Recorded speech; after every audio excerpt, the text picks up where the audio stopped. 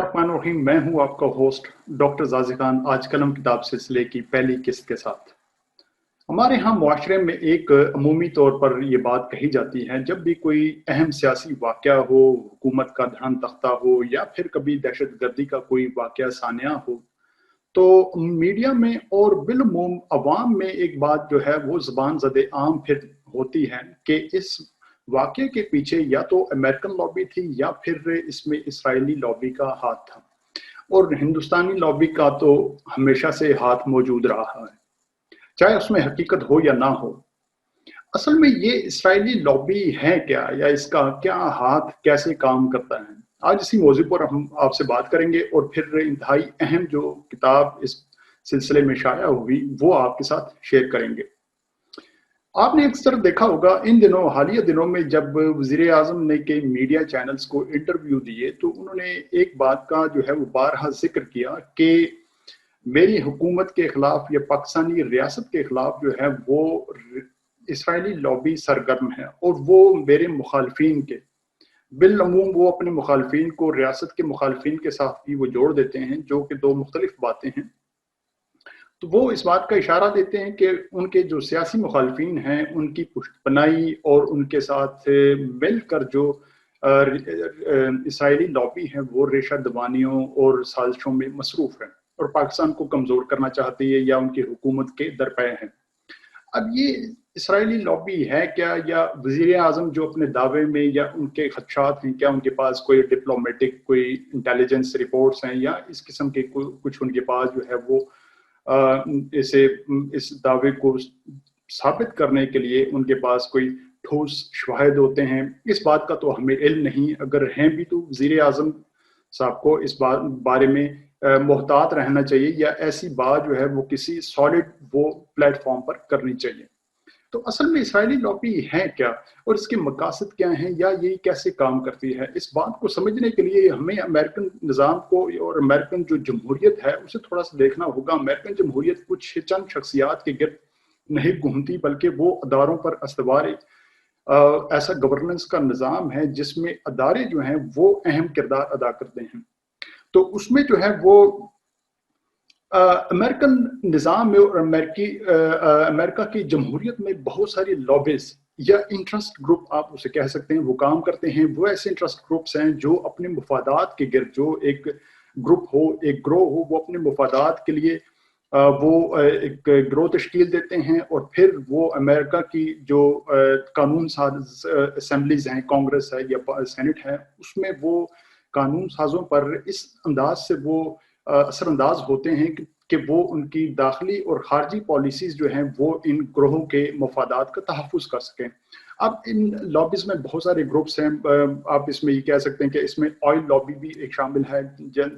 ایسی oil lobby جس میں بہت ساری کمپنیز ہیں جو آئل جو ہے وہ ایکسپورٹ کرتی ہیں یا امپورٹ کرتی ہیں۔ ان کی کوشش ہوتی ہے کہ آئل کی جو اس میں پیداوار ہے اس میں اپنا حصہ لے سکیں، یا پھر اس میں ایسے حالات ہو مڈل ایسٹ میں یا کسی دنیا کے دوسرے ملک میں جہاں پر امریکہ کی جو پالیسیز ہیں وہ تیل کی پیداوار اور اس کی قیمتوں پر اثر انداز ہوتی ہیں، تو آئل لابی جو ہے وہ ان قیمتوں کو اور اس کی پیداوار کو کنٹرول کرنے میں امریکہ کی جو پالیسیز ہوتی ہیں اس پر اثر انداز ہو سکے۔ اسی طرح ایک اور لابی ہے اسلحہ بنانے کی، اس میں آپ یہ نیشنل رائفل ایسوسی ایشن بھی شامل کر لیجیے، یا وہ اسلحہ بنانے کی وہ فیکٹریز جو ترقی پذیر یا تھرڈ ورلڈ ممالک کو اسلحہ جو ہے وہ ایکسپورٹ کرتی ہیں، وہ امریکہ کی پالیسیز پر اس انداز سے اثر انداز ہوتی ہے کہ وہ اسلحہ کی جو ایکسپورٹ ہیں اس میں کتنا وہ شیئر وصول کر سکیں۔ اس طرح ایک اور لابی ہے، وہ آپ تمباکو کی لابی ہے، ٹوبیکو کہ تمباکو کی جو پیداوار ہے اس پہ قدغن ہونی چاہیے یا نہیں ہونی چاہیے، اس کی مقدار محدود ہونی چاہیے۔ یہ اس قسم کی بہت ساری لابیز ہیں۔ اس میں آپ جو عرب مسلمانوں کی لابی ہے وہ بھی شامل کر لیجئے۔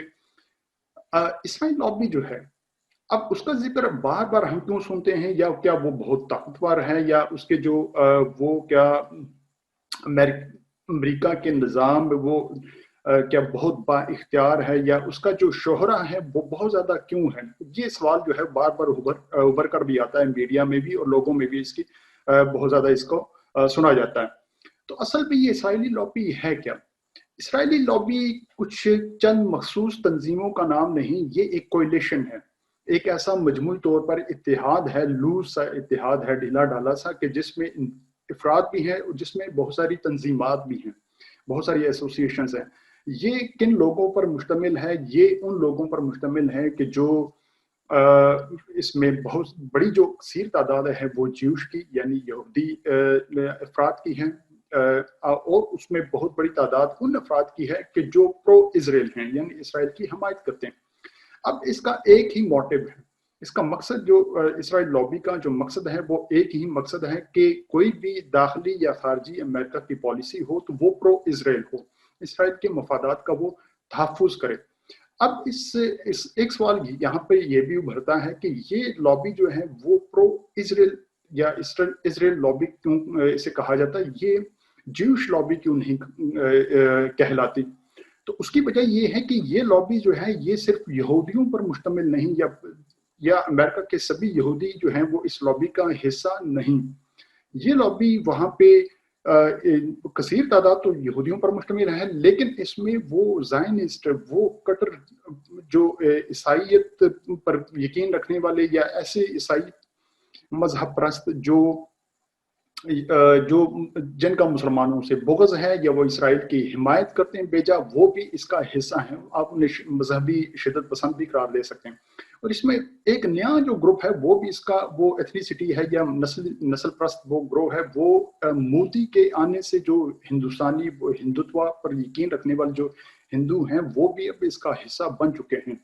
تو یہ بہت ساری نسل پرست اور مذہب پرست اور جو یہودی جو ہے اس کا بڑا حصہ، ان سب کو ملا کر یہ لابی بنتی ہے، اس لیے اسے اسرائیل لابی کا نام دیا جاتا ہے۔ اب اس لابی میں کون کون سی بڑی تنظیمات ہیں یا یہ کتنی تنظیموں پر مشتمل ہے؟ ایک اندازے کے مطابق جو اس میں سروے کیا گیا اس کے مطابق تقریباً 100 کے قریب تنظیمیں ہیں جو اس لابی کا حصہ ہیں۔ وہ اس میں بڑی جو تنظیم ہے یا جو بڑی آرگنائزیشن ہے جس کا ذکر وزیر اعظم نے بھی اپنے انٹرویوز میں کئی بار کیا، وہ ہے AIPAC، امریکن اسرائیل پبلک افیئرز کمیٹی۔ یہ ان کی سب سے بڑی اور مؤثر اور طاقتور تنظیم ہے۔ اس کے بعد پھر American Jewish anti defamation league,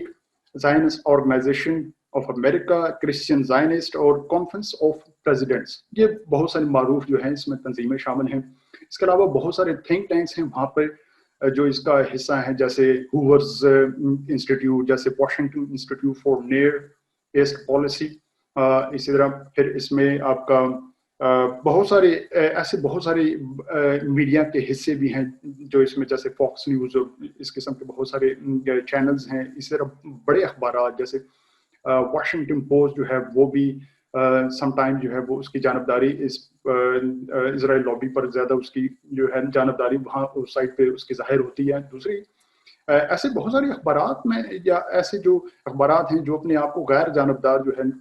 کہلاتے ہیں، اس میں بھی بہت سارے صحافی یا لکھنے کالم نگار اس میں اس کے جو اس میں شیئر ہولڈرز ہیں وہ بھی اس کا حصہ ہیں۔ تو یہ لابی جو ہے، یہ اسرائیل لابی، یہ امریکہ کے سماج کے ہر حصے میں، چاہے وہ یونیورسٹی ہو، چاہے وہ اس کے ادارے ہو، چاہے اس کی اسٹیٹ ہو، اس کی ایڈمنسٹریشن ہو، اس کی فائنینس ہو، اس میں ٹریڈ ہو، یا اس کی پارلیمنٹ ہو، کانگریس ہو، ہر حصے میں یہ موجود ہے۔ اس کا طریقہ کار کیا ہے؟ یہ طریقہ کار جو ہے اس کا یہ مختلف ہے، یہ کیسے کام کرتی ہے۔ لیکن اب اس کا تھوڑا سا جو بیک گراؤنڈ ہے اس کے بارے میں جان لیجیے کہ یہ اسرائیل لابی بنی کیسے، یا اسرائیل لابی مضبوط کیسے ہوئے۔ تو اس کے جو بنیادی جو شواہد اور جو بنیادی آثار جو ہیں وہ ہمیں ملتے ہیں 20ویں صدی کے اوائل میں۔ 20ویں صدی کے اوائل میں یا 19ویں صدی کے وسط میں 1850 کے بعد یورپ میں یہودیوں کی جو مجموعی طور پر حالت تھی، وہ وہاں پر انہیں نسلی تعصب کا سامنا کرنا پڑ رہا تھا۔ بہت سارے وہاں پر یورپین جو ریاستیں تھیں جن میں بشمول جرمنی، آپ اس میں فرانس بھی شامل کر لیجئے، ایسے ہی اٹلی اور سینٹرل یورپ ہے جو آج ترقی یافتہ یورپین ممالک پر مشتمل ہے۔ یہ حصہ جو تھا وہ جیسے آسٹریا بھی آپ اس میں شامل کر لیجیے، یا پولینڈ، یہ تمام حصہ یہودیوں کے لیے ایک ایسا وہ علاقہ بن چکا تھا کہ جہاں پر ان کا سماجی بائیکاٹ جاری تھا، ان پر कई किस्म की कैदो बंद की उन पर मुश्किलात हो रही थी, या उन पर जो है वो सियासी उनका नादकापन था। बहुत सारे ऐसे अवामिल का उन्हें सामना था कि वो वहां से राय फरार इख्तियार करना चाह रहे थे। अब उनका मसला ये था कि वो जाएं तो जाएं कहाँ। या तो वो किसी तीसरे मुल्क हिजरत कर जाएं, यूरोप के उन हिस्सों से कहीं और चले जाएं, लेकिन वहां पर उसमें फिर नए हिस्से से घर बसाना या कारोबार बसाना या कहीं नए जगह पर जाकर बसना, ये उनके लिए मुश्किल था। मुस्लिम दुनिया जो थी वो तो उस वक्त आपके सामने जो है वो मुख्तलिफ ताऊती और साम्राज्य ताकतों के ज़ेर मातहत थी, उसमें तो मुमकिन था ही नहीं उनके लिए। और जो आपकी उस्मानिया सल्तनत थी वो खुद टूट फूट का शिकार थी। अगरचे कुछ जो है उनकी तादाद जो है वो यरूशलेम और आपकी जो है फ़लस्तीन के इलाके में जो है इनके यहूदियों के एक बड़ी एक तादाद वहाँ पर बस रही थी। अब जब यहूदियों पर वहाँ पर यूरोप के इन मखसूस इलाकों में वहाँ पर सख्तियाँ बढ़ना शुरू हुई, उनके मसाइब बढ़ना शुरू हुए, तो फिर उन्होंने दुनिया के दीगर ममालिक में हिजरत करना शुरू कर दी। अब हिजरत उसे करार दे दें या माइग्रेट कह लें, कुछ भी कह लें, लेकिन वहां से उन्होंने निकलना शुरू कर दिया। तो उनकी तादाद का एक बड़ा जो रुख था वो था अमेरिका की जानब, क्योंकि अमेरिका था एक डेमोक्रेटिक मुल्क जहां पर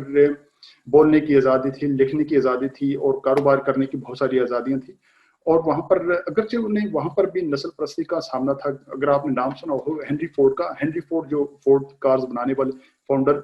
वो भी अपने दौर में एक बहुत बड़ा जो यहूदियों का मुखालिफ और उनकी जो साशी जो उनका पहलू है उन्हें उजागर करने वाला एक बड़ा नाम रहा है, और अपने दौर में उसने एक बड़ी तहरीक भी चलाई रखी। तो यहूदियों की जो तादाद थी वो वहां पर इमिग्रेट करती रही, वहां पर कारोबार रश्ते बसते रहे, और उनके लिए एक जो पहलू था वो मुतमईन होने का, वो था बालफोर अकॉर्ड। बालफोर जो अकॉर्ड था, एग्रीमेंट था, उसमें 1917 में जब इस